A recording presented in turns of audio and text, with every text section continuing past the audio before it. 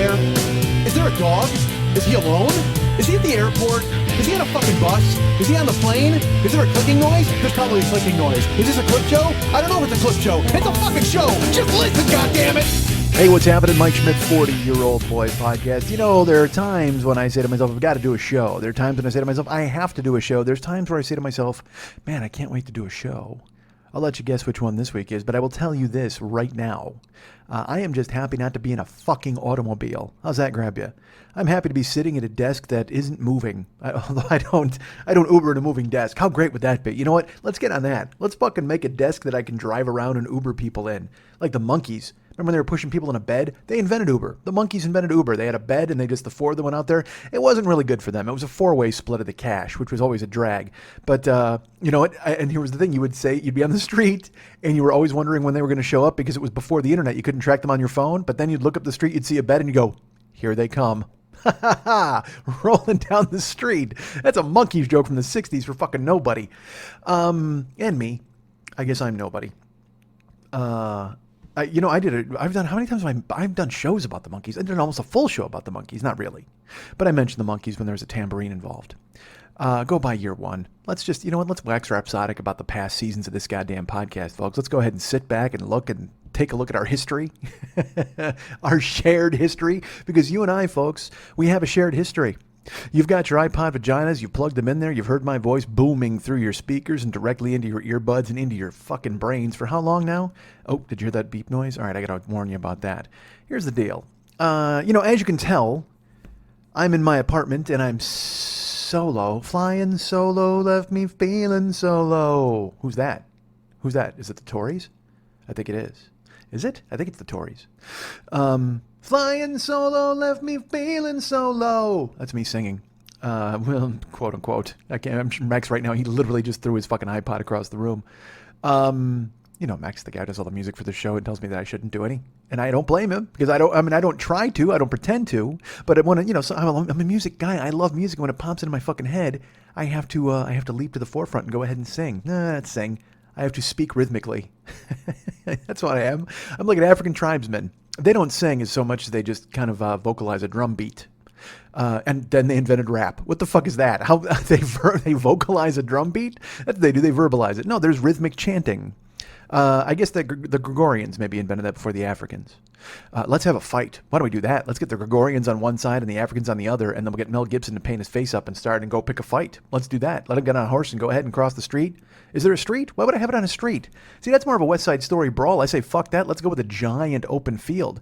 Gregorians on one side, cannons to the left of me, cannons to the right of me, and the sword of Damocles dangling above my head. All that's from the Three Stooges.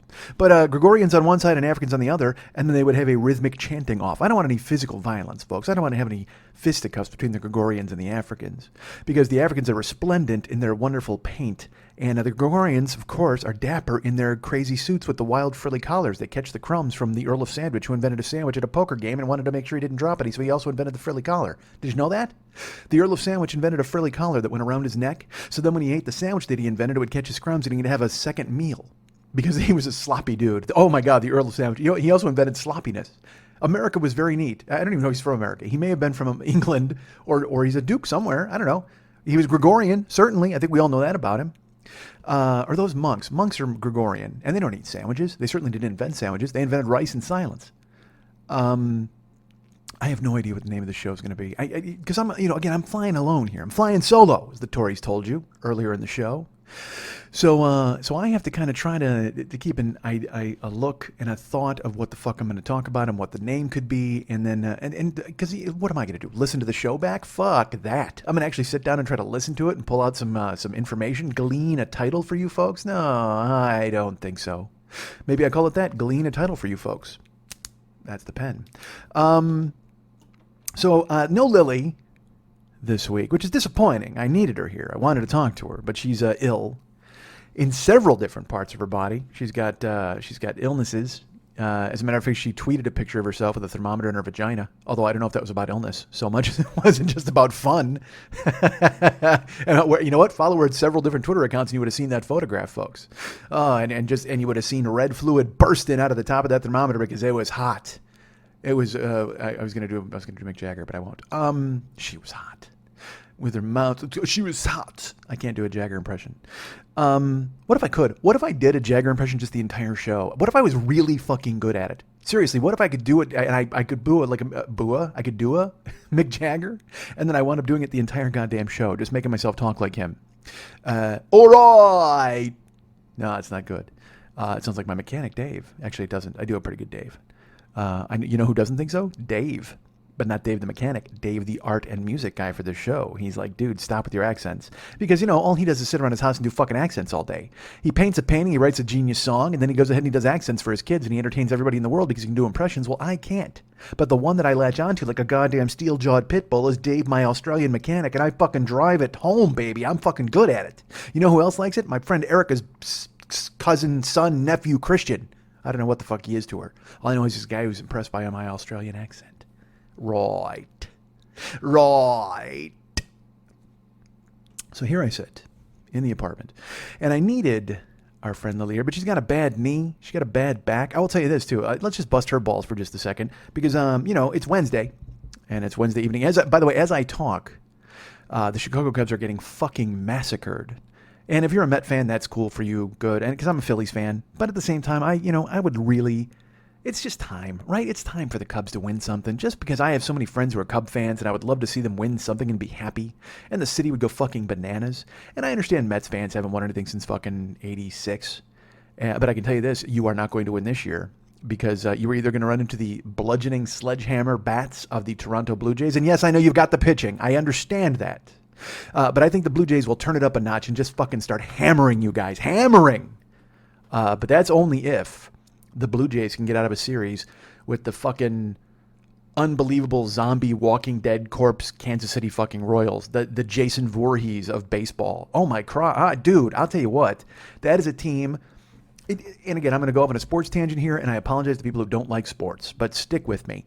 Or don't. You know what? Turn it off, I guess. I really, when you think about it, if you don't like sports, go ahead and take off, because I'm going to talk about sports for just a little bit, and you can skip ahead and try to come back when I'm not talking about sports. But dudes, we already talked about a fucking Gregorian collar covered in sandwich crumbs, so how the fuck do you know when I'm going to stop the sports talk? Sports talk! I'm a baseball guy. As you know, I'm a Philadelphia Phillies fan, and right now, this year, they were the... It's a painful thing to say. They were the worst team in baseball. And that's not like me being like, oh man, they stink. No, statistically and by record, they were the worst team in baseball, which is hard to watch. But at the same time, it's good news because they're going to tear it down now. All of their guys who were like major superstars kind of went over the hill, and the Phillies went for it a few times with them, and maybe one time too many. And then they just kind of fucking fell apart. So then this year they got rid of all those dudes, except for the one they can't get rid of, which is a guy named Ryan Howard, who makes $25 million a year. $25 million. Or 22 million. I inhaled. Hold on. I was talking about money, and I inhaled, and something hit me in the throat. It was like a doubloon. I inhaled a gold doubloon right out of my Gregorian collar. You know what that was? It was sandwich crumbs. I just inhaled fucking Monte Cristo crumbs off of my giant Gregorian collar.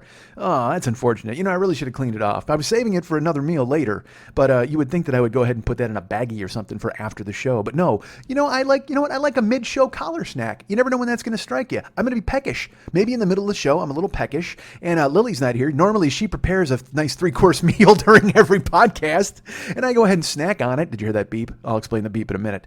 But normally, during every podcast, I'm snacking on whatever it is she prepares. She'll make like bacon chestnuts. Oh my God, bacon water chestnuts. I was just telling somebody about that today. Who was I telling about that today? Was it today or yesterday? I don't know.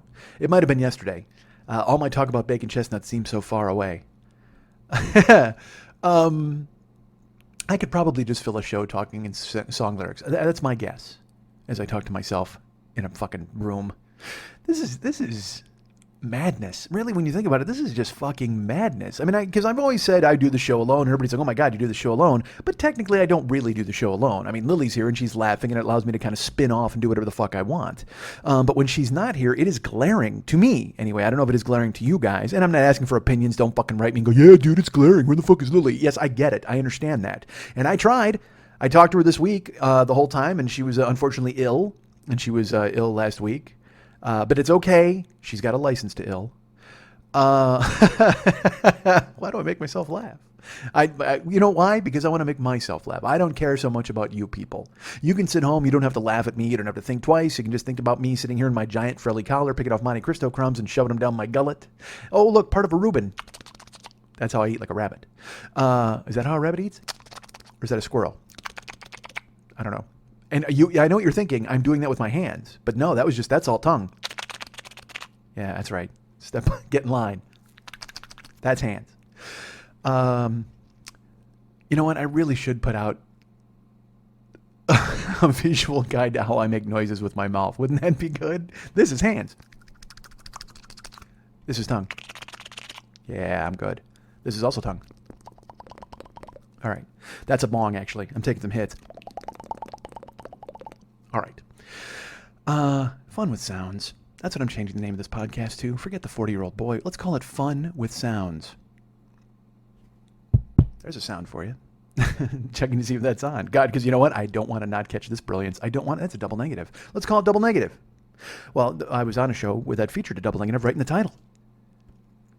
Long time ago. That was a really long time ago. And they were popular then, and oh my God, so much more popular now. And here I sit alone in a room making bong noises into a microphone. Holy fuck.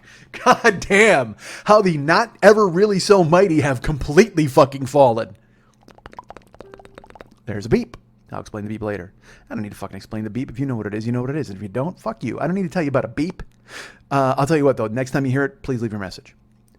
The fuck's I talking about? So Lily is sick. I've tried to get a hold of her, and she, again, normally she's here and she helps. She's kind of integral, and she's a key part of the show because then when I talk, she can look at me and go, "Dude, that's dumb," which she rarely does. She lets me kind of go off and flight of fancy, and she laughs and she's nice.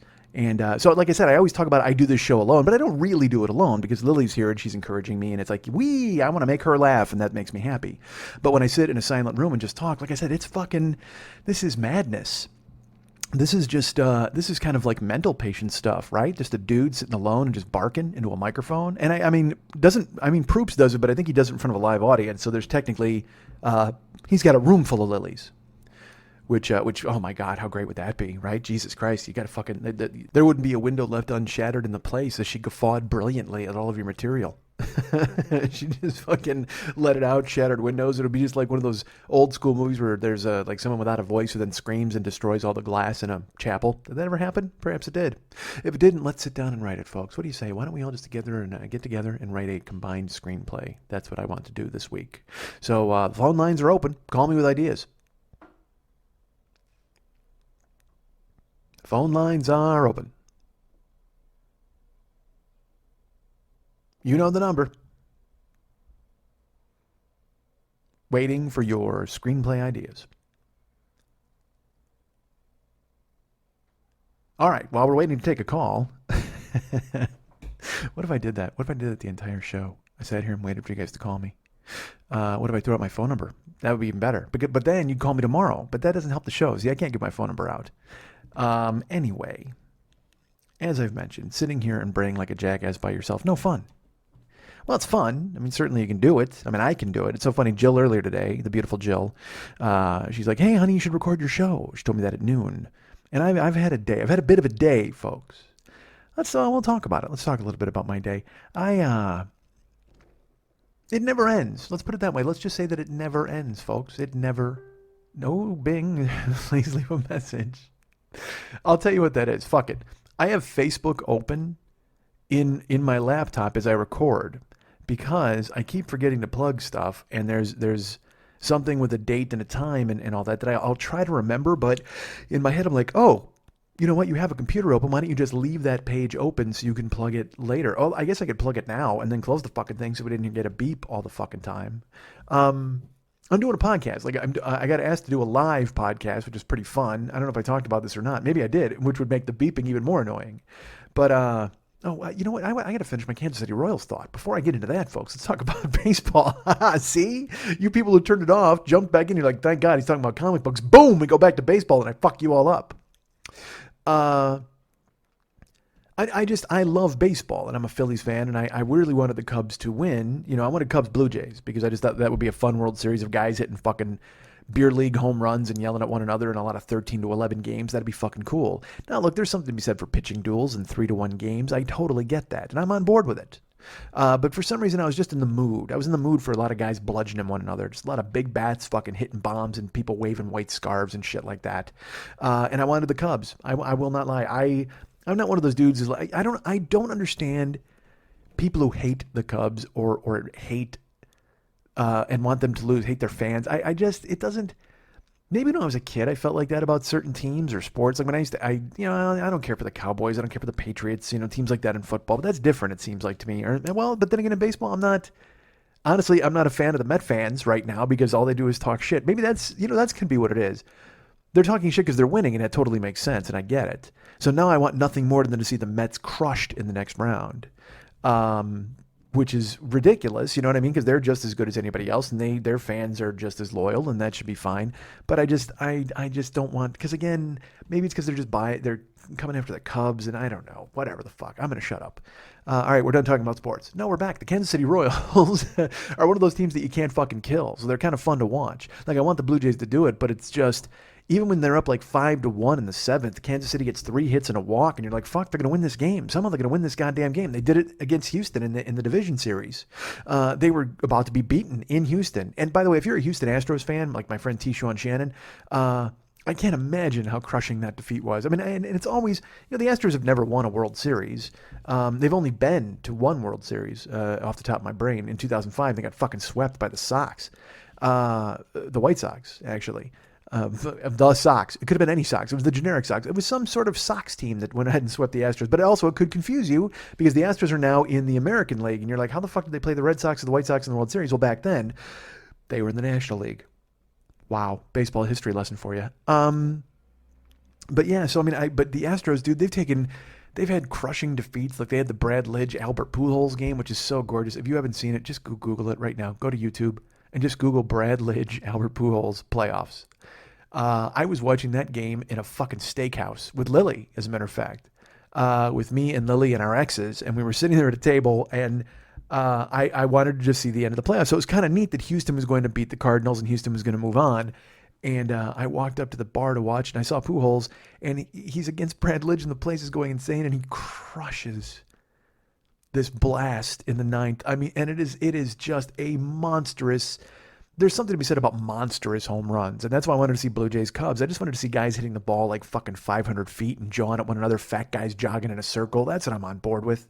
Because when you get two teams like that together, like the Blue Jays and the Cubs, and you get Kyle Schwarber and Edwin Encarnacion, these are just big lumbering dudes, and they hit bombs, and they just got to jog in a circle. That's, what that is? It's just slow NASCAR. That's all it is. Well, home run derby in baseball, big teams that hit big fucking shots, that's just like watching slow NASCAR with no rubbing. And if you ain't rubbing, you ain't racing. I think we all know that, correct? So that's, because you always say, who wants to watch Jagoffs drive into a fucking circle? Well, dude, you know what? I want to watch fat guys run in a circle after they hit bombs. Fucking crazy bombs. But instead, we're going to get Mets in Kansas City and a fucking million paper cuts and Salvador Perez framing pitches and fucking all the hair the Mets bring to the table. Oh, my Christ. All right, so it'll still be a great World Series. I'm excited. I love the World Series. I love this time of year, certainly. But I really would have liked Cubs Blue Jays to see them just beat their brains in, just to fucking hammer one another, And instead, we're going to get Kansas City and the Mets and a bunch of sacrifice bunts. Fuck. Although Giannis Cespedes is fun to watch. That's a dude who hits fucking 8,000 home runs a mile and a half. And Daniel Murphy. See, this is the thing I hate. When you watch fucking baseball, and I don't hate it. If the guy's on your team, you're all excited. Like in the Phillies in 1980, they had a guy like named Dickie Knowles who came up, and they had Marty Bystrom who pitched 1980. Dudes, by the way, I'm talking to you about games from 35 years ago. That's who I am right now. I'm telling you about something that happened when I was 13, when the Phillies won the World Series in 1980, and they brought Marty Bystrom up for the fucking month of September, and he went 5-0 with an ERA under 2, and he led them into the playoffs. Dude. That's what I'm talking to you about right now. I can hear fucking iPods snapping off all over this great looking land of ours. People burning their fucking earbuds in protest, switching to Spotify, paying the monthly fee just to spite me. Good for you. Show me who's boss. God damn it. And no, I have no idea what happened to my voice right there. I don't. That was weird. You know what that sounded like when you're turning an AM radio? I was like, God damn it. Like my throat got caught. I choked on a hyphen, which is fucking strange. There's no hyphen in that sentence, but somehow a hyphen leaped into my throat. Dudes, me tell you something. You know when they had those toys and they recall them because the small parts could choke children? Same thing for punctuation. Oh, dude. You do not want to get a semicolon trapped in your throat. It's a fucking misery. Terrible. I cannot tell you how many times I've coughed up parentheses. Good Lord, just sitting there in a pile of them. Just gooey and dripping with my total throat juice. Total throat juice. Hold on. Got to write it down, right? That's got to be the thing. Hold on, I have 8,000 pens. Total throat juice. I need a fucking producer. Anybody out there want to jump in? Anybody want to come in here and just literally make me a 3-course meal and write possible names for the showdown? Fuck. Okay. So what can I tell you about me? I had a day today. A bit of a day. Fuck. Listen, dudes, does it ever end? Will it ever end? I'm driving, Ubering, I don't know, and I got to tell you something. Full disclosure. When I'm sitting here with somebody else, I kind of keep track and I know exactly what I've said. When I'm done with a show that I do by myself, like I can remember the shows I did with Max and I remember things that were talked about, but when I'm sitting here alone, no fucking clue what I talk about. Particularly like the first 20 minutes of this fucking show, we're just talking at the speed of my head. And I know we got Gregorian collars and sandwich crumbs. I know we got that. But everything else fucking up in the air. No clue. I want to talk about Lily. I got to remember that. Jesus Christ. I need like a grease pencil, but even that would be like a stop down. Because that's the thing is I just want to talk, man. I want to blaze through this and fucking get going. Because like I said, I talk at the speed of my head. But then if I got to stop and think about shit, nobody wants that, right? Nobody wants the fucking show where a guy actually thinks and puts together cogent bits. You'd rather hear a guy just vomit nonsense into a fucking microphone. You know what? Open a mic and make it hot. And I'll tell you what, I will cool it off immediately with stuff that makes no fucking sense. So let's talk about this first. Last week, I told you I was super tired, and I had to go. And I really, I wish Lily was here for this, because this is something that she's going to, well, she should be here to address it, quite frankly. Last week, I went to help her move, and I was supposed to help her move the previous week, but I wound up going out of town, and I went to see the lovely Jill in Wisconsin. But then, so Lily had a weekend to move, and she had people come over, and, all of her burlesque friends and fucking snake charmers and everybody else came over there. And then, and by the way, the snake charmers, that's the guy you really want to have you move. You got to get 3 of them. One snake charmer, not going to do you any good, but you got 3 snake charmers and they fucking bust out the flute. Then those snakes, you can use them like a dolly and they wrap themselves around a fucking cabinet and you go ahead and wheel it outside. You can make a snake rigid.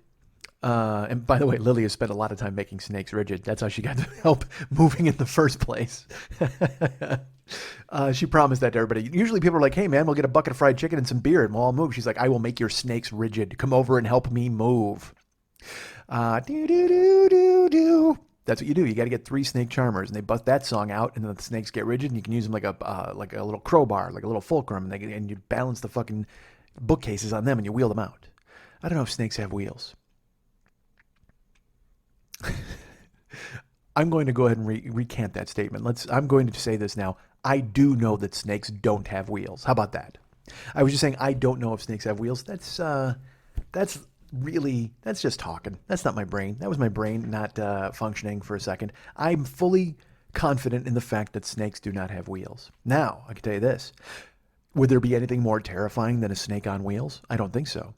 Although they slither around pretty good. I don't think they need wheels. Wheels may take away from their slithery abilities. Oh, fuck, slithery abilities. That's got to be a name for the show, right? Let's go ahead and jot that down. This is terrible. This is a guy taking notes to himself, and you're listening to it as if it were entertainment of some sort, but it's not. Absolutely not. But I love the name Slithery Abilities. That might be a podcast in itself. Or a band, a fucking band. That looks good on the head of a drum, right? On a little bass drum. Slithery Abilities. Or Total Throat Juice, which is a better name for a band. Let's go to the phones. Throwing the phones wide open now for voting. Finding out who thinks a better name for a band is Slithery Abilities. Who's on board with Total Throat Juice? Let's go to the phones. Going to the phones. All right, while we wait for a call, let's talk about me helping Lily move. So she, well, here's the thing. I shouldn't have helped Lily move at all because I was out of town when she had asked me to participate. And then it turned out that she had a weekend party with a bunch of people coming over. And again, Lily's got her friends. It's it is just the fucking devil's rejects. That's who she has come over there. You know what I mean? It is just Sid Haig and the rest of Rob Zombie's whole menagerie. His wife, the what is her name? Soleil Moon Zombie. I think that's what it is. Fuck, that made me laugh. I think it's Sherry, but holy shit. In the moment to come up with Soleil Moon Zombie, God, I'm good at this, even alone. He said to himself in an empty fucking room as he babbles and stares at a pizza box. All right. I gotta throw that pizza box out. I'm because I'm no longer Travis Barbecue, I have to buy food, and it's fucking terrible. I was just talking to Jill about this today, because I don't want to spend any fucking money on food, so I wind up looking for all sorts of deals. So I got an email from Pizza Hut the other day, and it was like 2 medium pizzas, any type you want, for $6.99. Well, I just want 1 pizza for $6.99, but unfortunately the deal was you had to buy 2, and then I just ate those for 3 days. And then you throw them in the fridge, you heat up a piece here and there, and you fucking go to work. But then, in order to do that, I ordered from Pizza Hut online, and then you have to join because you give them your address, your email address, and all that bullshit. Because dude, I don't even want to admit this, but it's totally the truth. I'm in the Hut Lovers Club. You're goddamn right I am. I didn't want to be. It was kind of a prerequisite to get myself 2 medium pizzas the other night, but they're like, fucking join the Hut Lovers Club, and you'll get deals sent to your email. So I keep getting deals now sent to my email. For the past week, where they're like 20% off, 50% off, breadsticks. And I'm not that desperate, man. If I go to Pizza Hut, look, the pizza's garbage, but at least it's quick, and it's literally half a block from my house. So I can walk up and grab it and walk home. Half of it's gone by the time I fucking get to the house. Wait, hold on. When I was fat, that's the way it would be, but now I can only eat like 2 pieces at a time. Otherwise, I'll just have to fucking puke it up. And don't think that hasn't happened. As a matter of fact, let's go to the phones. Who thinks I should puke up a Pizza Hut right here on the microphone so you guys can hear it? Anybody? It's going to the phones. Marty from Philadelphia, you're on the line. It's Marty Bystrom calling from 1980. Hi, how are you? 5-0. Pitching in the series against the Royals. That's who the fucking Phillies beat in 1980, by the way. Take that, zombie Royals, as you come out of the grave right now and you try to win these World Series. Although, I have to be honest, I'm glad that the Royals finally did win a World Series because George Brett is a fucking badass. Goddamn, George Brett is the greatest. Let's talk about him. He's certainly not the greatest third baseman of all time. I think we all know that Mike Schmidt is the greatest third baseman of all time. However, George Brett, very close second, right there, lurking. Go disappear into a YouTube hole and look up George Brett, because not only will you find great stuff on the field, like of him hitting 3-run homers and then him losing his mind in the Pine Tar game, but in that 1980 championship series against the Yankees, he put the fucking Royals on his back and just cleaned house on the Yankees because they had to exercise those demons. They had lost 3 championship series to the Yankees in 76, 77, and 78. So then in 1980, when they finally got their rematch with the Yankees, they buried him. And fucking Brett did it. He hits a 3-run bomb off Goose Gossage that is just fucking unbelievable. It goes like 3rd deck at Yankee Stadium, and the whole place goes silent. And this was at a time when the Yankees were just they're fucking entitled, pretentious dicks. And didn't I say earlier I don't hate fans? Yes, I know, but I don't like the Yankees. So the Yankees just kept winning. They won the World Series in 77 and 78. They had been in 76 and gotten swept by the fucking Big Red Machine. But then in 79 they finished 4th, and why not? Because Thurman Munson died in a fucking plane crash. They can't focus on baseball at that point. But then in 1980, they rallied back behind a Dick Howser, behind a Rick Cerrone, behind a team like that, and Reggie Jackson before he left for free agency. But then they get into the playoffs and the fucking Royals stomp them. It was gorgeous. But then the Phillies took care of the Royals in the goddamn World Series. Absolutely perfect. 4-2. Take that, Dennis Leonard. Take that, Dan Quisenberry. Take that, Larry Gura. Take that, Frank White. Take that, Hal McRae. Take that, U.O. Washington. Take that, Willie Wilson. Take that, Willie Mays Aikens. Take that, Jamie Quirk. All right, I'm going to name all of the 1980 Royals. But then in 1985, thankfully, George Brett finally got his championship because he's a good guy who deserves to get a championship. He's a fucking amazing baseball player. But again, go disappear yourself into YouTube and look for more Brett highlights, because not only do you find cool baseball highlights, but George Brett's fucking funny. Like, he's kind of a funny dude, but he's also like that meathead kind of baseball funny. He tells a story about shitting his pants. You got to find it. It's on YouTube. And it's just, because again, I'm not that guy. Like, I don't think shitting your pants stories are funny at all. Although I will be honest, today I was like, I had to go run an errand today. I'll tell you about it in a second, because I was going to tell you about my day, but somehow I spiraled off into shitting your pants and Lily's snake catcher. You know what? As a matter of fact, if we go to Twitter right now, you can see a picture of Lily with a thermometer in her snake catcher. Oh, I'll tell you what. Follow her at several different Twitter accounts just to see that. Should I even tell the story? Fuck, it's not even a story, it's just an anecdote. But I went today to go pick up my car, and I had to go do that. It's a long story. I got a ride. I'll tell you about it in a second. But I somehow I was seized with an intestinal attack, and I didn't know what to do. Because I wasn't, I was not close to home. I still had to drive home. And I did that thing where you try to alleviate the pressure. Like in your head, you don't know what's happening inside of you. And you're like, I don't know what I'm going to, if I release the Kraken here, is it going to be the Kraken or is it just going to be the ghostly essence of the Kraken? I don't know. Oh my God, is that the name of the show? Hold on, let me write that down. The ghostly essence of the Kraken. This is, I'll just write the time code down. 3018. All right. Nope. 3010. That's the time code. 3010. Wait a minute. We're 30 minutes into this fucking thing. I literally in my head, I'm like, fuck, what the hell's going to happen? Well, you know what you're going to do? You're going to talk for 30 minutes about Lily's snake catcher. So but what did and now I want to remember what the ghostly essence of the Kraken, right? Is that what I said? All right. So I wasn't sure what to do. And it's that thing where you kind of, you know how you kind of, and I've talked about this before, you get close and you're like, you're going to gamble and lose. You're going to try to see what happens. But I couldn't do it. So then I thought to myself, when was the last time that happened to me? Like where I actually, have you, and look, we've all shit our pants, right? We can all be honest here, as I don't have Lily here to convince me not to talk about this right now. The last time it happened to me, as if it happened so many times. Now, the time I remember that happened the worst was I just went to a grocery store and I was in there just grabbing some stuff, and this is fat me, crazy fat me, and it happened then. I don't even want to tell the fucking story because it's just terrible. Because I'm not that guy who tells those types of stories. That doesn't mean anything to me. It doesn't interest me. But I thought about it today, and that's why it popped into my fucking head. All right, I'll just tell you. I was in Naperville at a Jewel. And this is when I lived in Naperville. I was not staying at Dave's house or anything. So Dave, don't panic. I didn't come to your place with this happening. And I just went in and I was grocery shopping, and it was one of those things where I kind of felt weird, and I had been sick for a couple of days, but it had gone away. And look, we all tell the same fucking story. I'm not even going to go into this. I'm not even going to tell this story. All I know is let's just suffice it to say that I ruined a pair of sweatpants. All right, so there you go. But here, you know what's funny? I will tell you this: the shitting your pants story.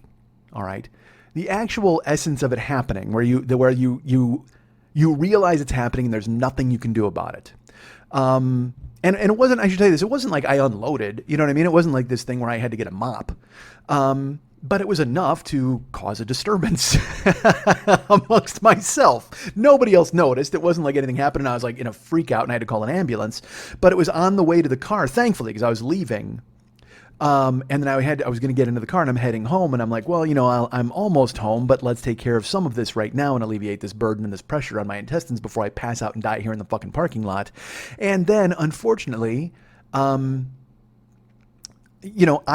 thought I was letting air out of the balloon, but instead it turns out I put a crack in the dam. Okay, does that make sense? I think it does. I'm not going to tell anything more. I'm not going to go into more. Well, maybe I will. It was kind of like, what if I did that? What if I just did metaphors for that the entire fucking show? That would be ridiculous. All right, that's not happening.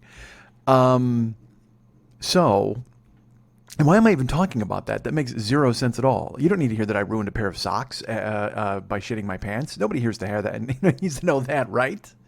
Although I guess saying that I need to explain the logistics. No, I don't. Look, we don't want to hear this. Nobody wants. This is years ago. This is my past. Let's not talk about my past. All right. That's not what this show's about. This show's about my present and my future. This show's about me sitting in an empty apartment wondering why nobody wants to play my reindeer games anymore. This is about me having a guy who does my artwork in the Midwest and a woman who used to produce my show in the hinterlands, the suburbs. Now she was in the oldest building in Hollywood and now she's moved and she had me help her move.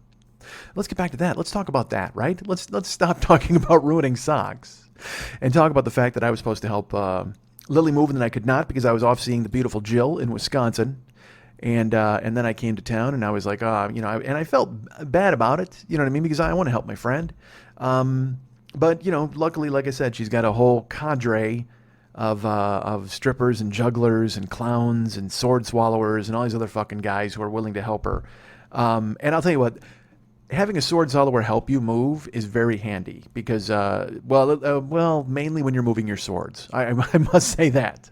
Anything else, they're pretty useless. They can't handle boxes. They can't handle fucking anything else. But however, if you got swords, oh my Christ, get a phalanx of sword followers over to your house, and they will go ahead and move them quickly, post haste, lickety split.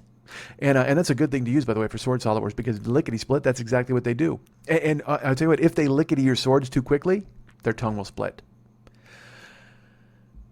There's a lot of talking in circles. All right, so Lily, I got back to town, and then she asked last week if I would help her move.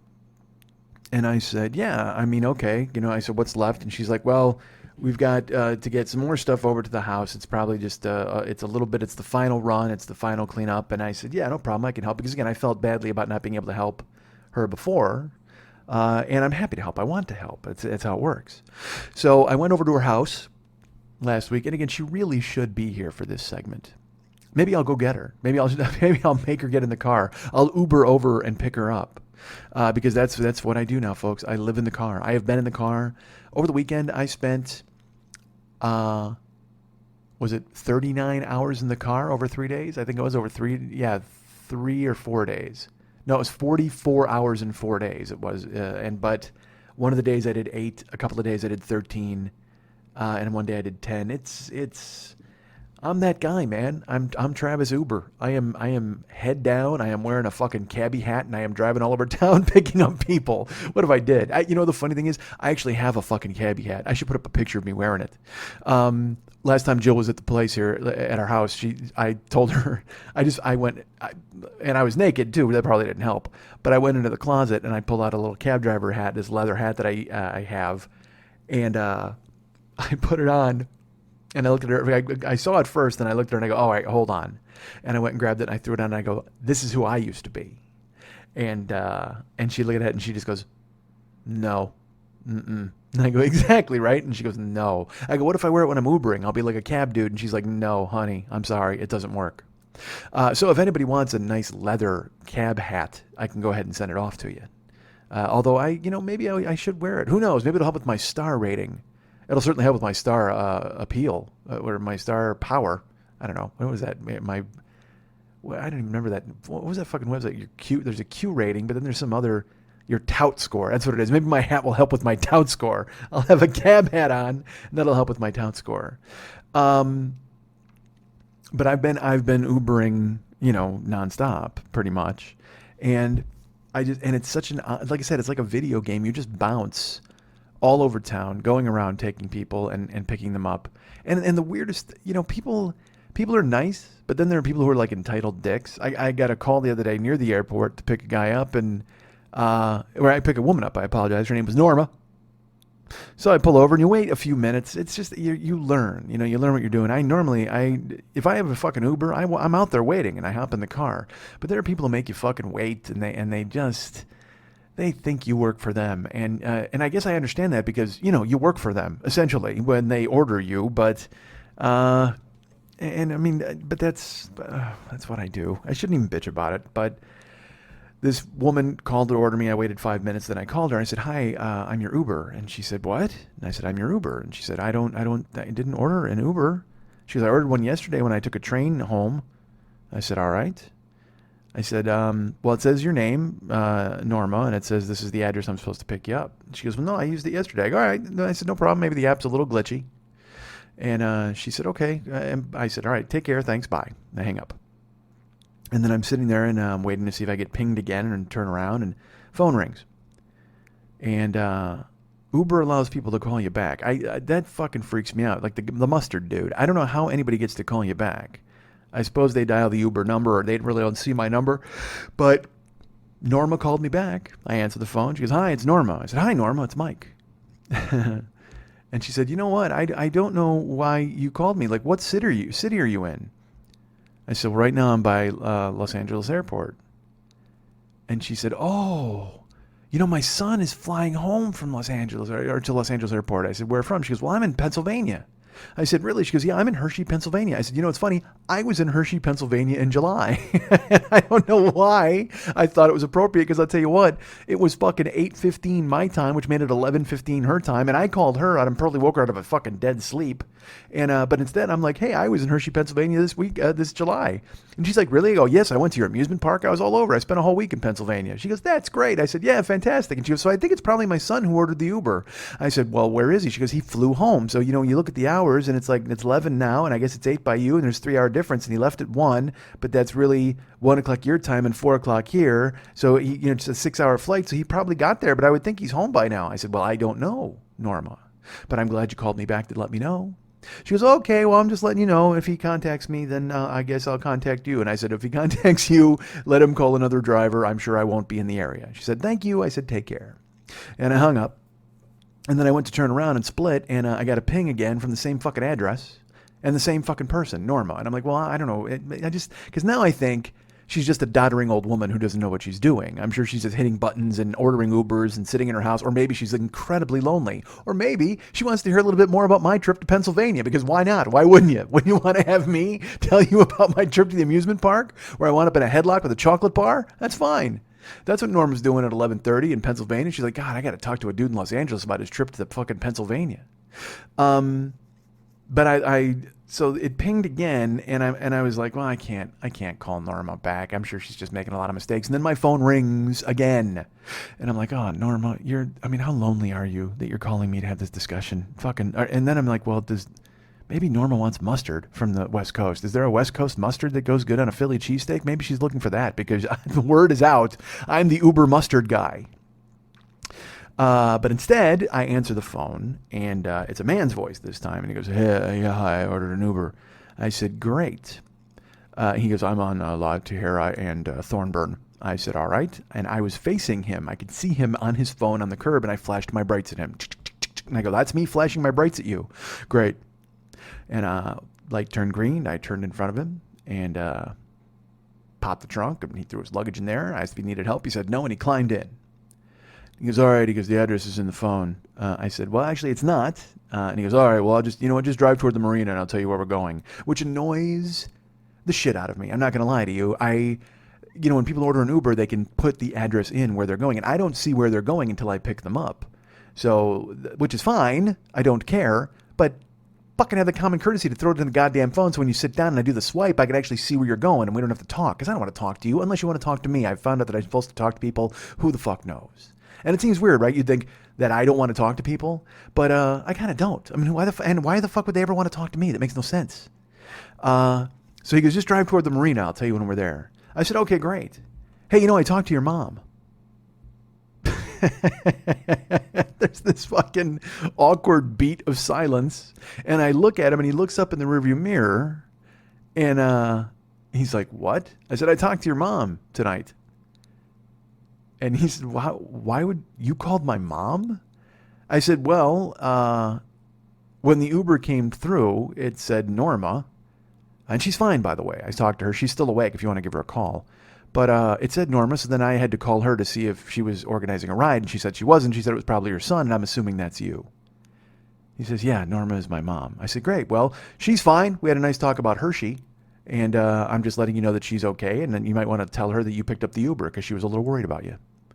And I thought that I was establishing some sort of rapport, or I was going to be have the guy kind of just go, oh, man, that's kind of funny. What a weird coincidence. But instead, that dude just shut down like a fucking nuclear bomb had gone off and turned off the power grid. I mean, that guy, look, he wasn't going to talk to me anyway, but he climbed within himself in such a way where, and I don't know if I touched some sort of mommy issues with him by telling him, hey, look, I talked to your mom this evening. Like I was some authority figure. Like, nobody wants Travis Uber calling their mom on the East Coast. And I'm sure that's got to be fucking weird when he gets off a plane. And I wasn't thinking that it was a weird thing. I was just like, hey, man, I talked to your mom tonight. Which, you don't want to hear that coming out of your Uber guy, right? Dude, I want to talk to all Uber guys to see if they have the interactions that I have. I got to send a dude mustard. I got to talk to a guy's mom. And then this happened yesterday. My friend Pat Francis, he's a friend of the show, host of the very popular Rock Solid podcast, Well, he contacted me. He's like, hey, dude, how much is an Uber to LAX? I said, well, I took a dude from my house, which is in the valley, and it was a straight shot like 4:30 in the morning, and it was $31. By the way, that dude was some English guy, and I pulled up to get him, and he walked out with his luggage, and I rolled the window down, and I go, hi, and he goes, hey, and he opens the door, and he just gets in the car, and I look at him, and he goes, my bags are out there. He didn't even say please, or he just assumed. And look, I don't mind helping. I usually, especially if it's a woman, I'll get out and help. But this was a guy at 4:30 in the morning. There's nobody else around. There's no traffic. But he literally left his bags on the curb and said, my luggage is out there. And so I got up and I said, all right, you liver puddly and fuck. And I went around and I popped the trunk and I put his bag in the trunk. And then I drove him to Los Angeles International Airport, hopefully where his visa was revoked and his passport was confiscated, and he'll never come back to this country and abuse us with his weird English ways. But I will tell you this: I let him go, and and then of course I pulled up, and he got out, and he stood there, and I got out, and I got his bag out, and I'm a child. I guess I expect that there's going to be a tip, even though there's no tipping for Uber. But if you wait for me to put your bag away and you wait for me to get out and take your bag out, that indicates that you've wanted this service performed and you're going to go ahead and throw a tip my way. But that's fucking crazy. Obviously, I'm wrong for thinking that, because he just went, all right, mate, thanks. And he turned around and he walked away. And I said, yeah, fantastic. And I closed my trunk and I went home. And then I had to get my cooler out of the trunk because I had moved it in case he sat in the front seat. And when I opened the trunk, here's the best part. A wheel from his luggage had come off in my trunk. I don't know how. I don't know if it had just dislodged itself somehow, because I was very gentle about putting the bag in and taking it out. But I was heartened by the fact that he was then towing his luggage all the way through the airport, all the way through the plane, all the way through the continent, and all the way back to the motherland. Although I don't think it was the motherland. Is that England, right? The fatherland is Germany. Regardless, he was going back to the Queen's court, and he was having to drag that fucking 3-wheeled bag and have it go and him going, oh, mate, I should have put my own fucking bag in your trunk. I don't know what that accent was, but I'm sure that's when he gets mad. That's how he sounds, that dude. But good for him. So now I have this wheel, and the thing is, it's still in my trunk. So now when I open the trunk, I see it there, and I leave it almost as a warning to other people who are going to put their luggage back there. Hey, by the way, this trunk eats wheels. This trunk eats wheels. It sounds like a 70s bumper sticker or like a weird sexual euphemism. Hey, man, this trunk eats wheels. I'm fine, whatever the fuck. So I told my friend Pat how much it costs to go to the airport. But I told him, I go, but dude, you're farther away, so I'm assuming for you it would be like $50. And he's like, great. My wife has to go to the airport on Tuesday, Pilar, so would you consider being in the area so when we order an Uber, you can come and pick her up? And I said, actually, yeah, I would definitely do that, dude. Because, as you know, folks, I am Travis Uber, and I am a fucking mercenary, and I drive like a psychopath. That's all I do. I'm in the car 12, 13 hours a goddamn day. Unless it's today, when I'm not in the car, because I'm here recording. So I said, yeah, sure, I would do that. So then on Tuesday, I went and I lurked, and I was ordered, and I went over to Pat's house, and I picked up Pilar. And she and I had a nice conversation, and she asked about Uber, and I mentioned, about my trunk eats wheels. I told her all of those things, and we had a nice talk about her and her career in screenwriting, because she was off to Portugal and other places to show the great unwashed how to create the great American screenplay. So we get to the airport, and I pull up outside of where she's flying in the international terminal. She's flying Air New Zealand, folks, because she's going down again to teach wombats and kangaroos all about Fight Club. All about 7. She brings out 7 for wombats and kangaroos, and they read it. And then so I pulled up, I get her out of the car, and she gets out, and I get her luggage out, and she's traveling for like 3 weeks, so she has the biggest carry-on luggage I've ever seen in my life. And Pilar is tiny. She's like Jill tiny. Like they're both like 5 feet tall, really, and just and like 90 pounds. And the bag, it came up to like her shoulders. I mean, she should have just climbed into it and sent herself to Portugal. I mean, it was that fucking huge. And then she had another bag that was a carry-on, but she had that one to check.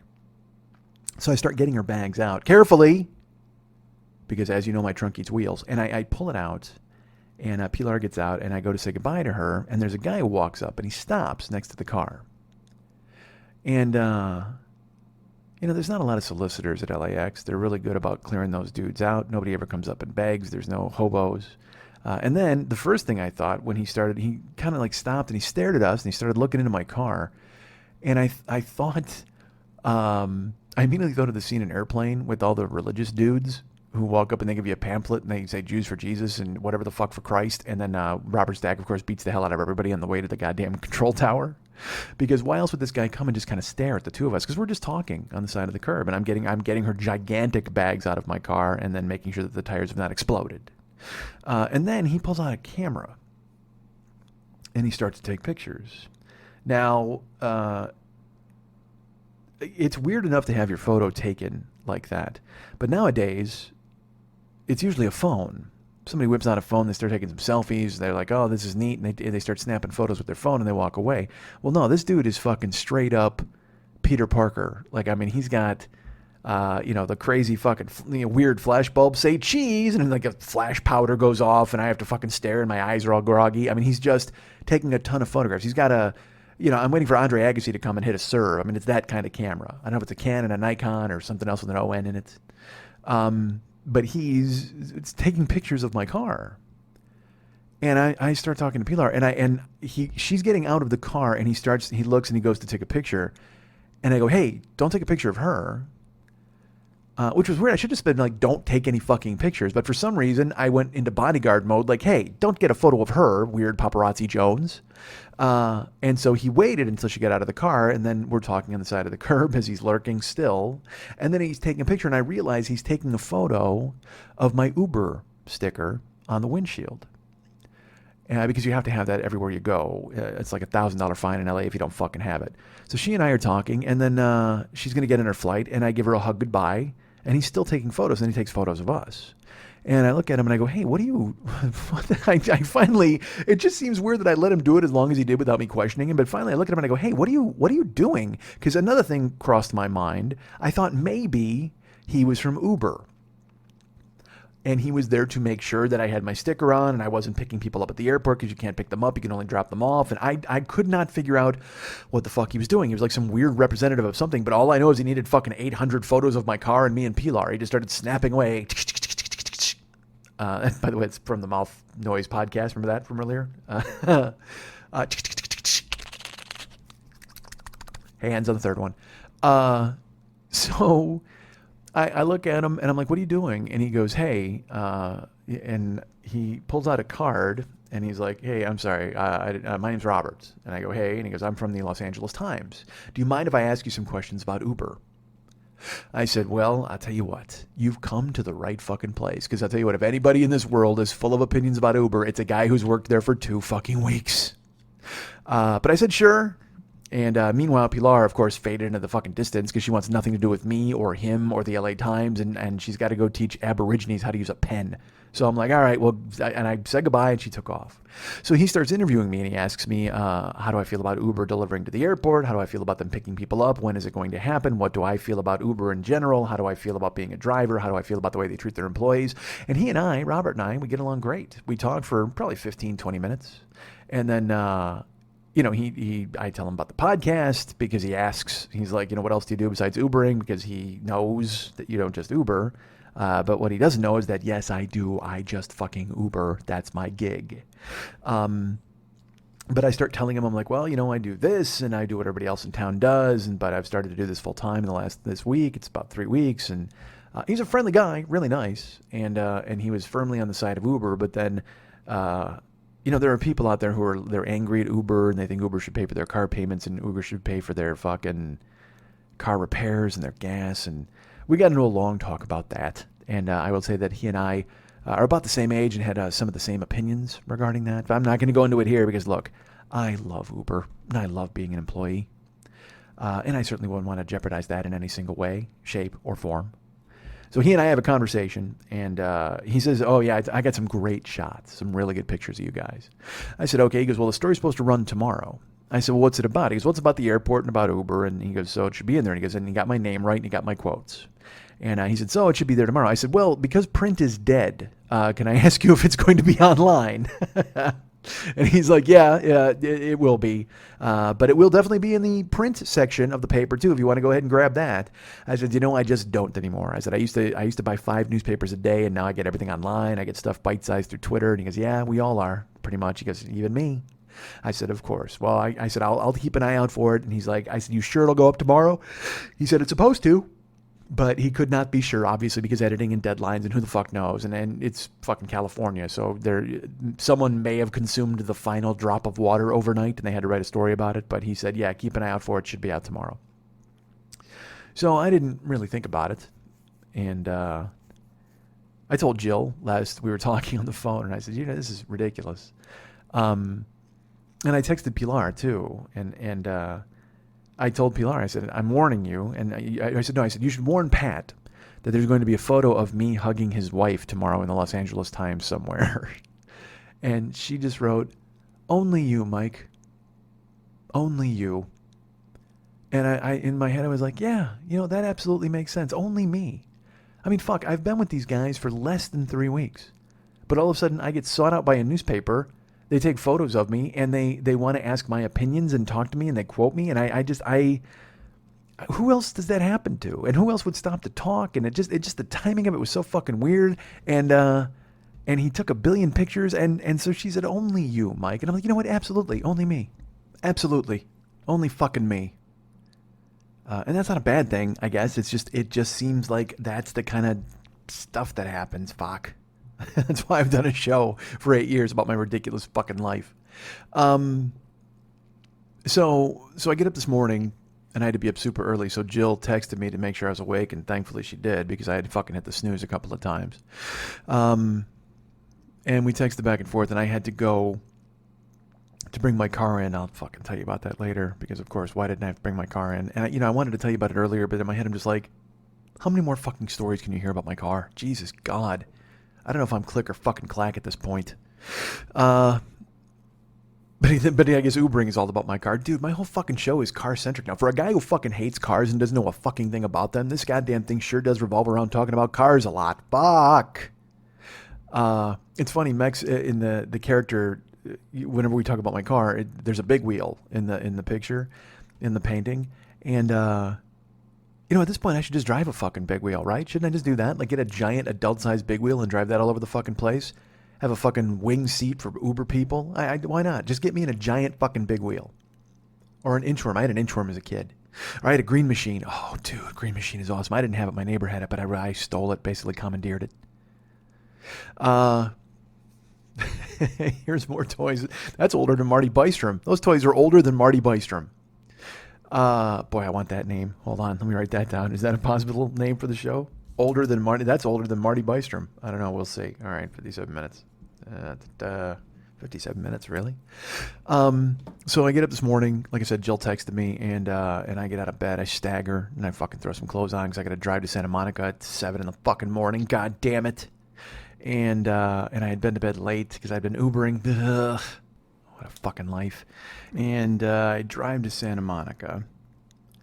I get there, and Jill texts me a photo. She texts me a fucking photo, and I look at it, and I do a double take, and then I go, oh, you've got to be fucking kidding me. And all she texted with it was, this photo has absolutely nothing to do with the article, but you really do look like a hands-on Uber driver. And the picture they used for the article, at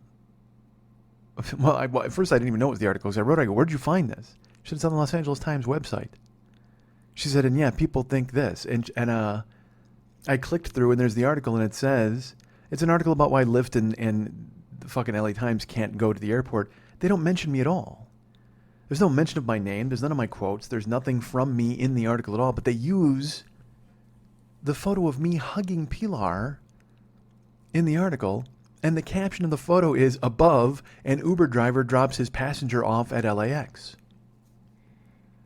So Jill says, I don't know why they used this photo, because it just seems fucking ridiculous that an Uber driver would be hugging his passenger goodbye at the airport. That doesn't send the right message to people as far as the Uber takers and whether they want to let Uber come to the airport. And I'm laughing. Like, I could not stop laughing because the caption, again, it identified me as an Uber driver. There's a U in my fucking window, and I'm clearly hugging her goodbye. Like, I don't know. And it had nothing to do with the article other than the airport, I suppose. But Jill then puts a clip from like the Los Angeles Times Facebook website, and someone says, "Why is she hugging her Uber driver? That's weird." And Jill's like, "See?" And I'm like, "Oh my God, dude, you got to be fucking kidding me." I said, "That's ridiculous." And then I wondered to myself, you know what? Fuck, Uber's going to see this article, and Uber's going to go ahead and, obviously there's so many fucking Uber drivers out on the road. They're going to go ahead and maybe try to find out who the fuck it was and what time it was. I'm going to talk to Robert, and he'll give him my name. I got no clue. All I know is there's just a shot of me hugging a woman, saying goodbye at the airport, and they're telling me it's an Uber driver. I'm no longer Uber mustard guy. You know who I am? I'm Uber hug guy. That's it. I'm Uber hugging guy. And Jill said to me, she's like, "Oh my God, everybody's going to want Uber hugging guy." I'm like, "Nobody's going to want Uber hugging guy." She goes, "I would want Uber hugging guy." I go, "Yes, honey, you love me. You would want Uber hugging guy." She goes, "I would definitely want Uber hugging guy." And then of course I went, "Wait a minute. Do you mean you'd want any Uber hugging guy?" She's like, "No, honey, I want you as Uber hugging guy." I go, "All right." I goes, "What if there's a Milwaukee Uber hugging guy?" And she's like, "Oh my God, stop. There's no Milwaukee Uber hugging guy." And I said, "All right, so you want me as Uber hugging guy?" She goes, "Yes, you're gorgeous. I want you as Uber hugging guy." I said, "Yeah, but I don't think anybody else on the earth is going to want an Uber hugging guy." And she started laughing, and she goes, "No, I don't think so." She goes, "Honey, what is Uber going to do? Honey, what is Uber going to do if they find out about this?" I go, "Well, I mean, they can't do anything. I was taking someone to the airport, just so happened to be a friend of mine, and so I hugged her and I said goodbye." She goes, "Yeah, but that doesn't look good for the company. Like, they just had a guy convicted of rape in India, and it makes it look like you were really handsy." And I said, "Yeah, that's who I am. I'm fucking handsy McUber grabber. You know what I mean? That's fucking perfect. I'm Uber hugging guy. That's who I am." And she said, "Well, yeah, but they can't be too happy about that." I said, "I know, but it's not like I said, "What are they going to do? Fucking fire me?" I go, "Literally, I have a car and I have the app. That's it. That's as far as it goes. As far as me being an employee, they can't fucking fire me." And she started laughing. And she goes, "You know what though? If anyone is going to get fired by Uber," and I didn't even want to let her finish the sentence, but I just started laughing, and she goes, "It's going to be you." I said, "You know what? You're probably fucking right." She goes, "They will find you somehow, some way. I have full confidence that they will find you, and even though you're an independent contractor, you will be the first and only person ever fired by Uber." She goes, "They probably didn't even fire the guy who raped somebody in India, but you, Uber hugging guy, you're going to be the one who gets fired from this company. Seriously, it's going to be you." I said, "Yeah, you know what? You're probably right. They'll find a way to track me. They'll find a way to trace me. They'll use the photo against me, and they'll go ahead and make sure that they go ahead and get me out of the company. It doesn't matter. There's guys with flame tattoos. There's guys with fucking track marks on their arms. They wear tank tops. They don't know English. But because I hugged my friend goodbye at the airport and it was put in the fucking newspaper, I'm going to be the one who gets whacked." And Jill said, "Only you, honey." Only you. You guys can get me at Mike at MikeSchmidtComedy.com. You guys can be my friends at Facebook.com/the40year-old-boy. You can follow me at Twitter.com/the40year-old-boy. Our friend David Hernandez does all of the artwork for this show, all of the music for this show. I still haven't decided what music I'm going to use here, but there'll be a song coming up. You can rest assured with that thought in your head. But if you want to find him before that, you can go ahead and stop the show right now and go to artbydmh.com, artbydmh.com, and check out all the cool stuff he's got for sale. He's got Valscapes, he's got Gycons, he can do custom artwork for you if you commission him to do so. Please contact him at Dave, or David, perhaps it's David at artbydmh.com. Go ahead and write him, but just go to artbydmh.com. I'm sure there's a fucking contact page, and you can go ahead and find him through that. Or you can go to facebook.com/David Mex Hernandez and find him there and get him involved in your life. Why not? I have, and look, it's worked out for the better. You know what? It's actually worked out for the best. You better, you best. It's worked out for the Who. The Who's thrilled that me and Mex are still together. We're working fine out here in the fields. Well, we fight for our meals. Ryan Dirks does all the web stuff for this show, and I got to send him a fucking email because I need him to do some stuff. So you can go to be his friend at facebook.com/Ryan Dirks. He runs a farm, so please don't write him too early in the morning. You might not get him. He'll be out milking cows or watering ducks or whatever they do on farms. I don't know. I'm not allowed. And then, of course, Lily Von Stupp is the producer of this show. She is our sidekick, our pal, our friend, our confidant, our bon vivant. our croissant. You want to go ahead and find her at several different Twitter accounts. Like I said, you can find pictures of her with thermometers and all sorts of stuff sticking out of her.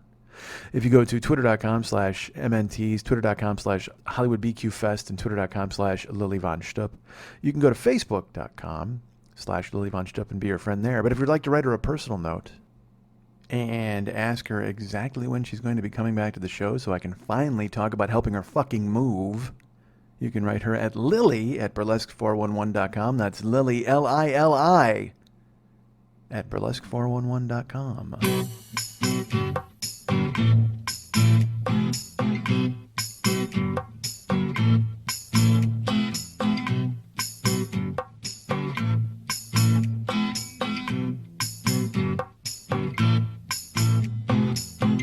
Pretty women are walking with gorillas down my street.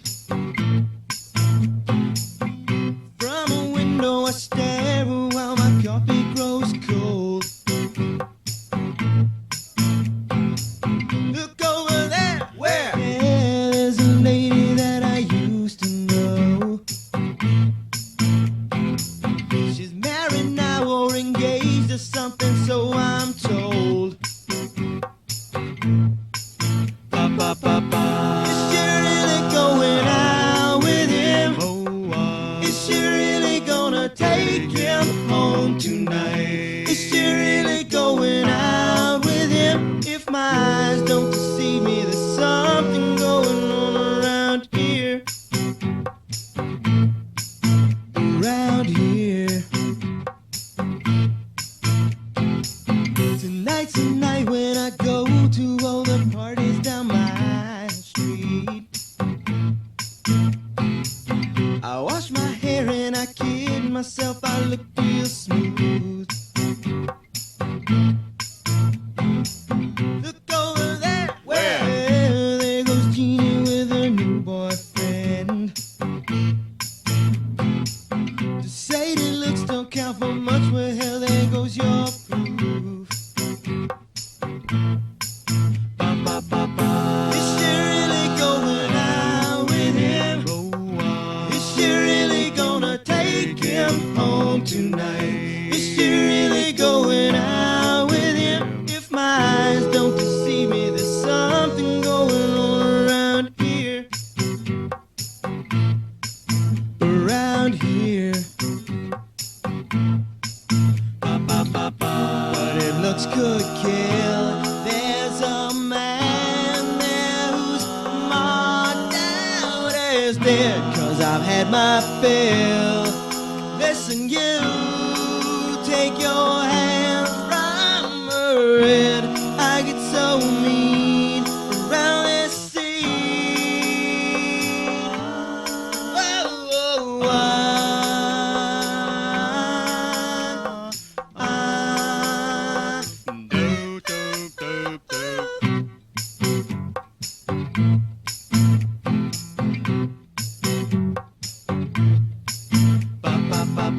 Is she really going out with him? Is she really gonna take him home tonight? Is she really going out with him? If my eyes don't deceive me, there's something going on around here. Around here. Something going on around here. Something going on around here. Something going on around here. Something going on around here. Want to remind you folks about the Monday Night Teas every Monday night at the 3 Clubs on Vine at Santa Monica, near Santa Monica, on Vine, not on Santa Monica, near Santa Monica. It's Santa Monica adjacent. It's Santa Monica adjacent. How about that? But it's the 3 Clubs on Vine at Santa Monica. Amazing shows, always terrific. I know this past week, unfortunately, Lily had to take off before the show ended because she was ill, and that's why she's not with us today, is because of her illness. So that's serious, man. If she has to take off in the middle of the greatest burlesque show in the history of Los Angeles, you know that's a problem. So hopefully she's healing well. Write her, get well notes, and I gave you the addresses before. But if you want to go to the facebook.com/Monday Night Teas page, you can do just that. Look at the upcoming acts. Look at the acts that have been there before. Leave a note for Lily to tell her to get well and feel better. I'd like that. So would she. I'd like it. I don't want to say she would. I don't want to put words into her mouth, but maybe if you're thinking of her, it'll help. Maybe we'll all will her knee and her back to health again. That would be good.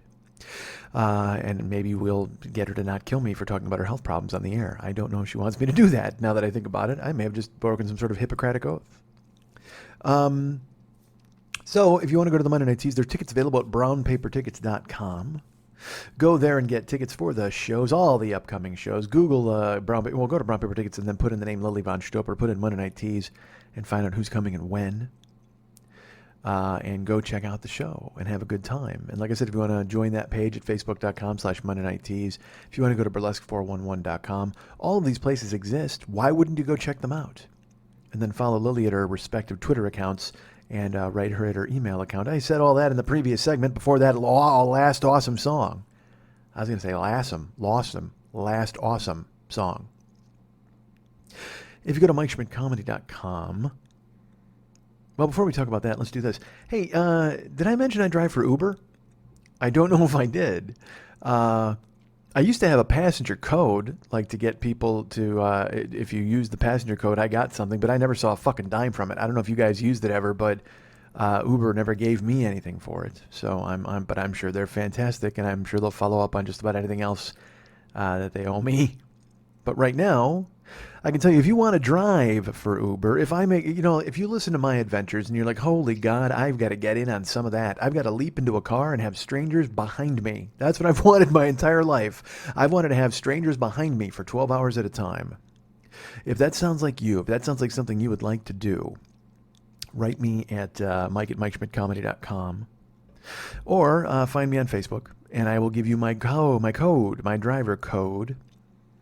And you can be an Uber driver, and then once you get like 20 trips, I get like $200, I think. And if we can even work it out this way, I'll kick you 50 of it. Maybe we do that. Who knows? Or maybe you just let me keep the whole 200 because that's the kind of cool person you are.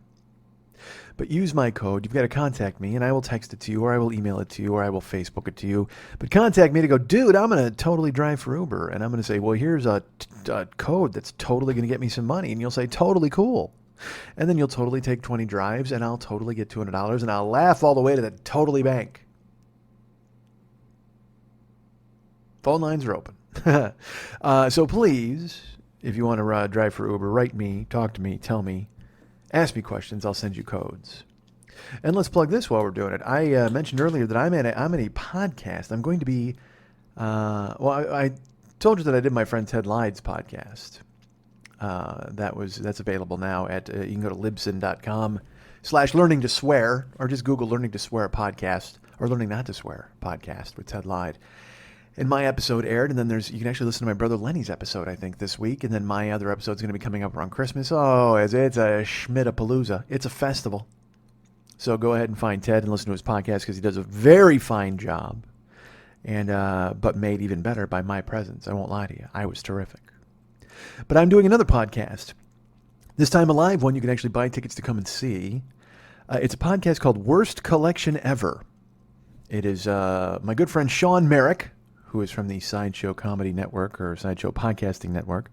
But Sean Merrick and Jen Stansfield host the Worst Collection Ever, the podcast. They saw me now Sean knows me. He was the one who got me on Puck Off, the hockey show, and he's been a fan, and that's really cool of him, and I appreciate it. But also a friend.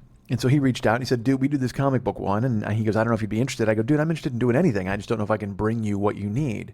He goes, well, all you got to do is read a couple of comic books that we'll send you. And then we just basically make fun of it.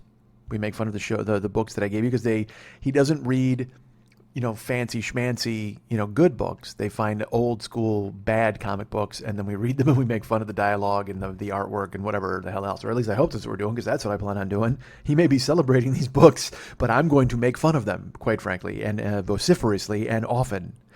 So this show is called, like I said, it's called Kamikaze Expo. That's the show itself is called Worst Collection Ever, but it's at Kamikaze 2015, and it's at the LA Convention Center. On Sunday, November 1st, our show is at 10 o'clock a.m. So if you're there for Kamikaze, buzz by and see us do the show, or buy a ticket and just come see us at the show. Why not? And it's early enough. We could probably still get some breakfast afterwards at 11 o'clock. Who doesn't want to come out and hear me talk about Batman and have some bacon? Batman and bacon. That's what we're doing. Batman, bacon, and Beast. We'll talk about Beast from X-Men. I'll throw another B in there. Why not? And maybe we'll talk about Luke Cage Iron Man. No, Luke Cage Power Man? Yeah, I think so. I don't know. Or was he with Iron Fist? He's with Byron Fist. That's who we'll talk about because we need the B. So we'll talk about Beast, Batman. We'll have some bacon. We'll talk about Byron Fist.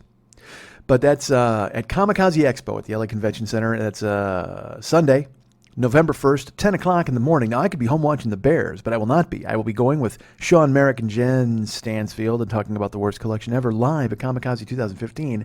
Tickets are available now. Get a pass for 3 days or just come out and see the show. And like I said, we can hang out and have some downtown breakfast. Oh, they make some good breakfast downtown. Perhaps we'll go to Nickel Diner. That's what we'll do. We'll go for bacon donuts. We'll go to Skid Row to Nickel Diner, and we'll have bacon donuts after we talk about Batman. Look at this. Look at this plan coming together. I want about 30 of you there. I want an army of you there to hear me talk about Batman or whatever the fuck we're going to talk about. I don't have the books yet. But once I know what they are, I'll ingest them. I'll be able to talk about them at length, and you will enjoy it. And then we'll go get homemade Pop-Tarts and bacon donuts at the Nickel Diner. Let's shake on it. Would you do that with me? Would you go to the Nickel Diner with me and have bacon donuts and homemade Pop-Tarts? Phone lines are open. Call in right now and tell me. Phone lines are open.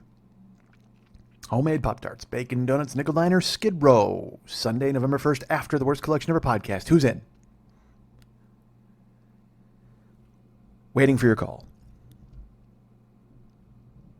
While we wait for your call, let me tell you this. MikeSchmidtComedy.com exists.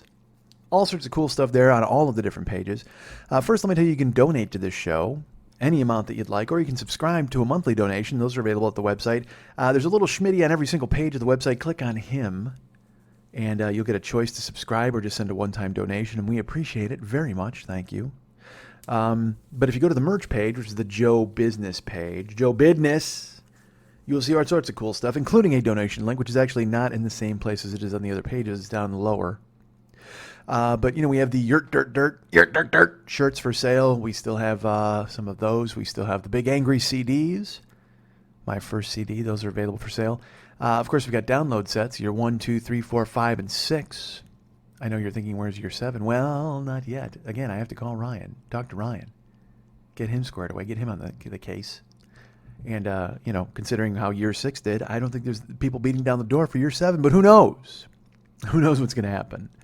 But also, this is the last week, I believe, that you can get Schmitty Comes Alive. It was an audio-video package from the 2014 Los Angeles Podcast Festival.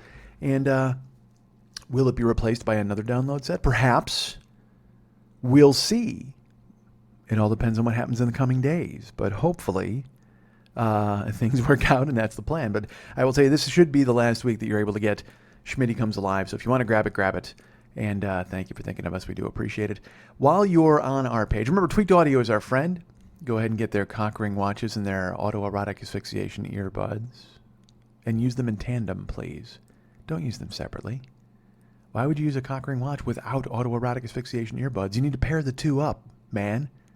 And while you're doing that stuff, go ahead and get some gear. Tweaked is our friend. We thank them for their help.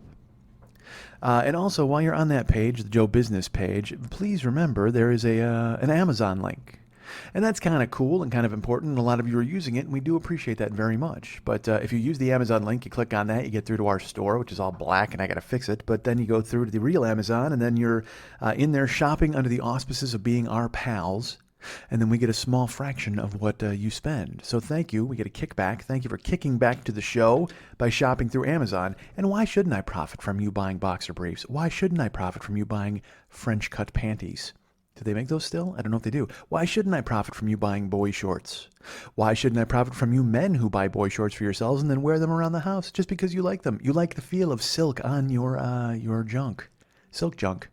Perhaps that's the name of the show. My silk junk is older than Marty Bystrom. So that's something to think about. So there you go, man. That's MikeSchmidtComedy.com. Go to the Joe Business page, and all of your stuff helps. And here's why it helps, folks. I will tell you this. As I've mentioned, everything's the same. Change Nothing stays the same. Well, no, bullshit. Everything stays the same. Unchained, and I hit the ground running. And I'll have to hit the ground running because my car doesn't work. Or at least it does, and sometimes it doesn't. Dudes, a couple of weeks ago, I had to bring it in because the brakes started to make a noise. Now, I was Ubering people. And one day, all of a sudden, the brakes just fucking went. And they started to do that. And I may have talked about this already, but it turned out my brakes were fucking shot. They were metal on metal, so I had to go get them fixed. And that was $300. And he even gave me a few discounts to get me to that $300. But when I was driving, I also noticed there was a noise. And it was like a shaking noise and a banging noise and kind of a rocking noise. And it felt like I was driving a canoe. It felt like the frame of the car was fine. And then all the stuff around it, like the body of the car, was in play, like kind of wobbling back and forth. Like it was going to fall off at any time. And I'd just be driving I'd be driving a bed like the monkeys. So Dave, the Australian who runs, he's my mechanic and he runs his garage. I asked him to take a look at the car because he already did the brakes, and he said, of course, mate, bring it in. And I came in and he looked and he said, all right, here's the thing. And I'm going to say this and I'm going to say it, in car-ese, because I don't speak car-ese. I mean, like, I know I need gas and I know brakes and shit like that, but when you start getting fucking solenoids and nonsense, I got no fucking clue. So he's like, all right, unfortunately the bushings are broken, and the sway bar, to the two sway bars or whatever the fuck, two sway bars, one sway bar, I don't fucking know. All I know is bushings and sway bars, and none of it means a fucking thing to me. I know fuck all about cars. I don't know what the parts are. I don't know anything, but I do know this. I know it costs $900 to fix bushings and a sway bar. So that's what I did this morning. I had to fucking get up after Ubering yesterday for fucking 10 hours. I had to get up this morning and be in Pico or in Santa Monica. Christ, I just gave his address. But who cares? Dave's great. Go to Morgan Auto. But I had to go there and drop the car off. And luckily our friend Erica was nice enough to pick me up or at least meet me there. But I was a fucking zombie, man. And I bring the car and he's like, all right, mate, we're going to try to get this done by around noon. He thought it was going to be a 7-hour job, but it turned out it was going to be done by noon, which was nice. So I dropped it off and $900 later, I drove it. And it's fucking amazing. It doesn't rock, it doesn't bang, it doesn't make any noises. I don't know what the bushings in the sway bar were doing, but they weren't doing their job. Now the new bushings in the new sway bar certainly are stepping up to the plate and keeping my car intact. And we went around the back, and I said to Dave as I was picking up the car, I'm like, all right, dude, is there anything else I need to know here? And he goes, no, mate, you pretty much took care of everything now. We just got to monitor those brakes and probably do your brake fluid when you come back for your next oil change. And I said, great. And I said, what am I going to notice here? Is it anything? He goes, well, take it for a spin. If you want to drive it for a couple of blocks and come back and we'll talk about it. But otherwise, you should just go home and call me tomorrow and let me know how it feels. I said, great. And he goes, but you're going to notice a difference right away, mate. It's the difference between banging a 70-year-old chick and banging a 20-year-old chick. And he said that, and it was that thing where I kind of wanted to be a manly guy and say something back, but I was so kind of thrown hearing it from him because I'd never heard that kind of language or that sort of analogy coming out of a mechanic or him ever before. So I was kind of dumbfounded, and he's like, and he goes, don't ask how I know the difference. He goes, because when I was young, I was like the state of California. I never discriminated. And so now I know a lot more about Dave than I did this morning. I'll tell you that. All it took was 8 hours and fixing some... I know, you know what I know? I know a lot about his sway bar. That's what I learned. I learned about Dave's bushings and his sway bar. I learned about what bushings he was involved in, and I learned about how his sway bar was so active. That's what I found out. But yeah, because I told Jill the same thing, and Jill's like, I don't want to know how he knows that. And I'm like, I'm sure he did some stuff. I mean, look, I'm not going to cast aspersions on anybody. I've done things, right? We've all done things. But if you want to go 70 to 20 or 20 to 70, look, man, if you want to go 0 to 60, don't go 0. Start at 20. I apologize. If you want to go 20 to 70 in fucking 4 seconds, then do your thing. That's your job. So it cost me a fucking, I just spent $300 on brakes and another $900 on dude. So, I mean, my Uber money is just getting siphoned away. And I'm just lucky I've got a fucking woman who loves me and realizes that I'm not a bottomless pit, and eventually I will make her proud and fucking save all of this and pull it out of a death spiral, and she won't have to fucking constantly hear how bad things have gone. Although she's pissed at me right now. because I'm recording this show. Like, she wanted me to record the show earlier. She kept telling me, she's very nice. She wasn't telling me. She was being very encouraging. She's like, honey, you should record it at 1 o'clock in the afternoon. You should just record it and then it's out of the way and then you're ready by dinner time. I said, I know, honey. It's different. It's harder, when I'm alone to sit down and do it. She's like, honey, you say that all the time, but you do a funny show. You're great. You know you can do it. She was very pep talky and very cool. And that was fantastic. And I will tell you this about myself. I'm not a very good employee. I'm a really good boss. I mean, I'm willing to give myself some slack, and I can supervise the hell out of anything, but as an employee, fuck that. I put everything off until the goddamn end. So I wound up doing some stuff tonight, and then I would come over to do part of the show, and I'd record about 15 minutes of it or a half hour of it, and then I'd go watch hockey and baseball, and I watched the Cubs get murdered. And then I wanted to have dinner, but the place I was going to have dinner at closed at 9:30, and so I had to call and order that, and then I wanted to eat it while it was hot. And I mean, dude, I find any fucking excuse not to sit here and talk into this goddamn microphone. I'm not going to lie to you. So she texted me here tonight, and she's like, I love you, and she had a dream, and she told me about it, and I said, that's amazing. And she said, is everything okay? And I said, yeah, I had the phone charging on the desk, so I didn't see your text. I said, plus the show's not done yet. And then in parentheses, I just wrote ducks, because I knew she was going to take a swing at me. And she's like, I see. And I'm like, oh, don't write I see. That's like the worst text ever. I see. You're please, don't be my fourth grade teacher. But I get it. She wants the best for me, and she's totally, she's optimistic, and she's rooting for me, and she wants good things, and I want good things, and I want great things to happen. But it's just it's a disconnect in the work ethic. Like, she'll work fucking 17 hours a day if she has to. That's her deal. She's just like, yeah, it's got to get done. And she was born with a work ethic, and she was born with, and I don't have that. I don't. But at the same time, I would maintain that doing this is a little different than doing like a job, because this is a ton easier, but at the same time, it's also harder. You don't give a fuck. You don't want to hear how hard this is, because it's not hard. It's fucking awesome. But the hard part is the fucking focusing. I can talk my fucking ass off, but it's the sitting down at the desk and focusing for a certain amount of time, because now, then I'll have to edit the show, and then I've got to put this up, and I had to talk to Dave about artwork, and I should tell you this, we are part of the Art 19 family. Let's go ahead and drop that on you now.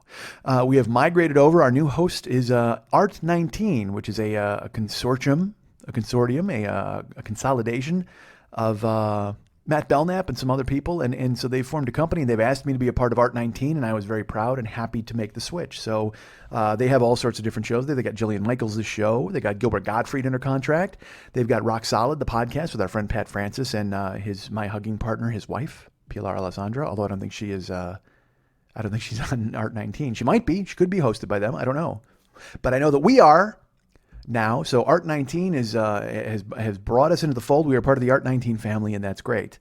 But what that meant was tonight I had to spend about 45 minutes on the phone with Matt learning how to put the show up in the Art 19 servers.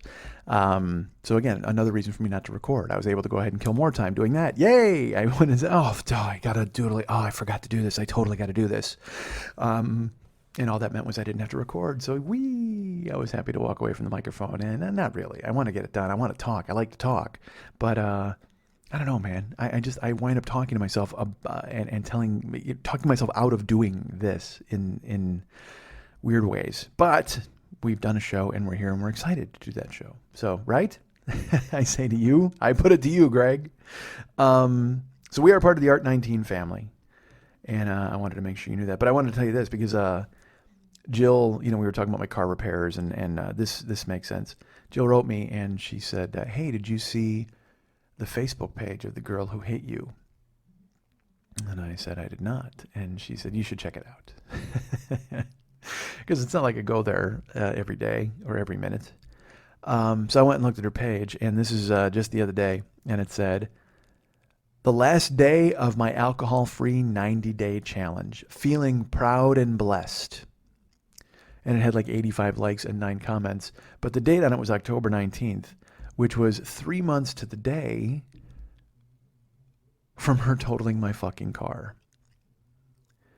So the barefoot chick who had a few glasses of wine and totaled my car turned her fucking life around after doing so and went, oh man, I really need to get my shit together. But of course, I was her final victim. I was her cautionary tale. I was the the fulcrum that allowed her to improve her life, except for the fact that she's still running the fuck away from me. I've not gotten a goddamn dime from this cunt, and she's out there improving her life on what, I don't know whose dime or what dime, but I know she's still fucking driving. I know she's got a goddamn Facebook page, and on it she's going out and traveling and doing all sorts of stuff and having a good time, and you know what? Fuck your goddammit, because my Murano is a fucking paperweight thanks to you, and I don't give a flying fuck about your 90-day challenge. You want a 90-day challenge? I'll give you a 90-day challenge. I'll come to your house, and I'll just knock on the fucking door for 90 days straight until you open it, and you tell me, oh yeah, I'm sorry, I couldn't help you, because I'm not going to take no for a fucking answer. And I'm still looking at what I'm supposed to do. I still have options open to me. I still might have to deal with lawyers, because I've tried. I tried to call a few lawyers. I told you about that. I'm not even sure if that's going to be the fucking possibility. But I'll tell you what, you want a 90-day fucking challenge? I will give you a 90-day challenge. I will just chase you. It'll be like Run Lola Run, where I'll just be fucking right behind you and you'll try to run, and we'll see who can fucking make it, because I will Forrest Gump the shit out of you, man. I will chase you through the ends of the fucking earth, and I will have a goddamn Gump beard by the end of it, and eventually in the desert, I'm not going to turn around and go, you know what, I'm done. No, bullshit. You're going to be the one who finally gives up, and I'm going to catch you. I'm going to go, give me my motherfucking money, pay for my motherfucking car. That's your 90-day challenge, running away from me, because I'm going to grab you. I'm going to find you.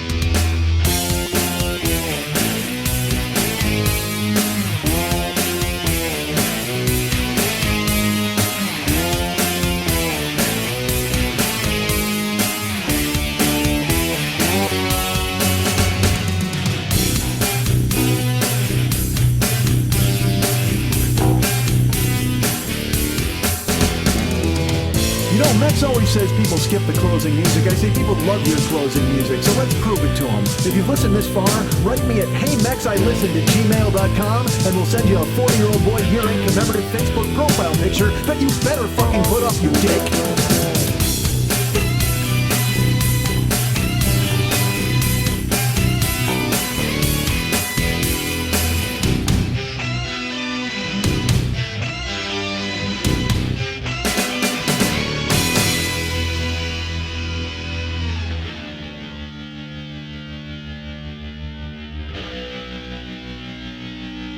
Sorry about the dick thing.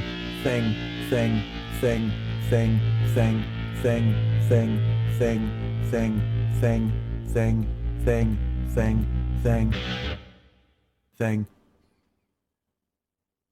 Did you get that?